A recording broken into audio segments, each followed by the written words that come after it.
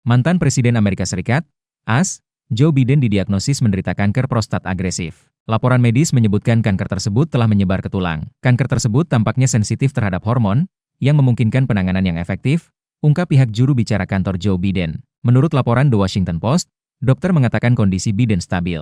Dokter juga mengungkapkan kalau Biden sudah menjalani pengobatan. Biden dilaporkan menjalani pemeriksaan rutin sebelum kanker terdeteksi. Berdasarkan laporan BBC News, penyebaran ke tulang ditemukan melalui pemindaian pencitraan setelah hasil biopsi menunjukkan adanya sel kanker agresif. Joe Biden telah memulai terapi hormon dan masih berada dalam pengawasan medis. Menurut dokter pribadinya, Biden masih mampu menjalani aktivitas ringan dan tetap menjalani pengobatan sesuai protokol medis. Lalu apa itu kanker prostat agresif yang diderita Biden? Kanker prostat adalah salah satu kanker yang paling umum pada pria. Kanker ini berkembang di kelenjar prostat, organ kecil berbentuk kacang yang memproduksi cairan semen dan terletak di bawah kandung kemih. Kanker prostat disebut agresif jika memiliki skor Gleason tinggi, biasanya 8 hingga 10.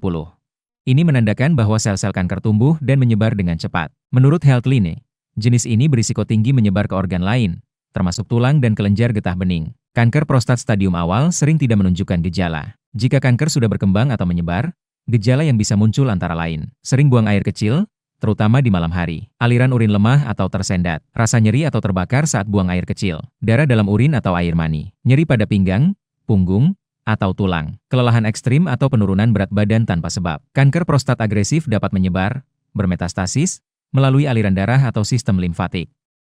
Lokasi yang paling umum menjadi target penyebaran adalah tulang, terutama tulang belakang, panggul, dan paha, kelenjar getah bening, paru-paru atau hati.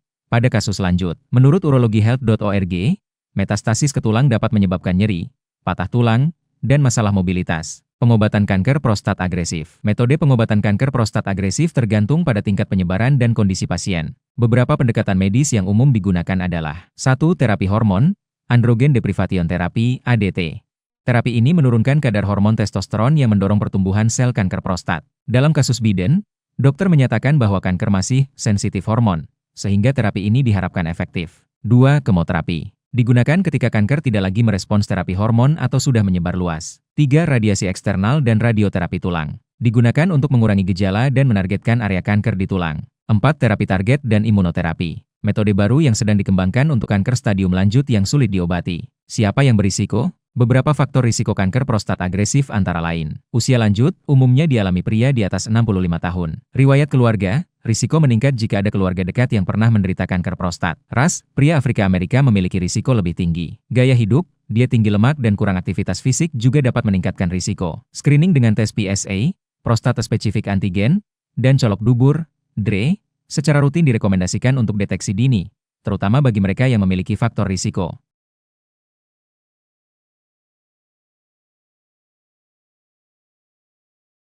Download Tribun X sekarang, menghadirkan lokal menjadi Indonesia.